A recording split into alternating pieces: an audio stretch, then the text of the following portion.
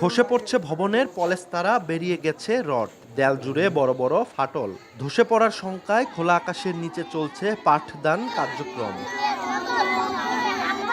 পঞ্চগড় সদর উপজেলার কাশিমপুর সরকারি প্রাথমিক বিদ্যালয়ের ভবনটি দীর্ঘদিন ধরে জরাজীর্ণ।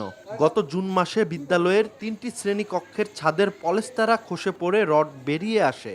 পাশাপাশি দেয়ালে বড় বড় ফাটল দেখা দেয়। এ অবস্থায় খোলা আকাশের নিচে চলছে পাঠদান কার্যক্রম।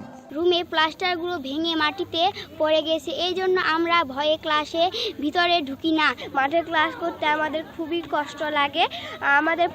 আমাদের পড়তে ও লেখাপড়া করতে মনটা অন্যদিকে চলে যায়। ব্ল্যাকবোর্ড দিতে পারছি না, ভালোভাবে বুঝাইতে পারতেছি না।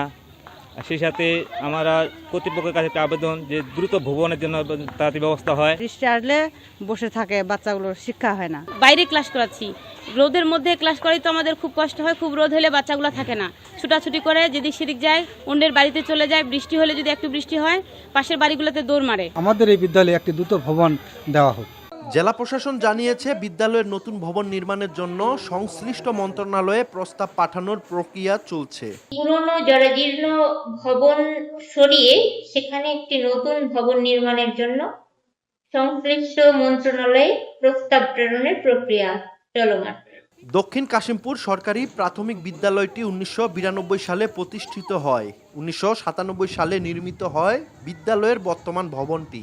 ২০২০ সাল থেকে ভবনটি হয়ে ওঠে ঝুঁকিপূর্ণ।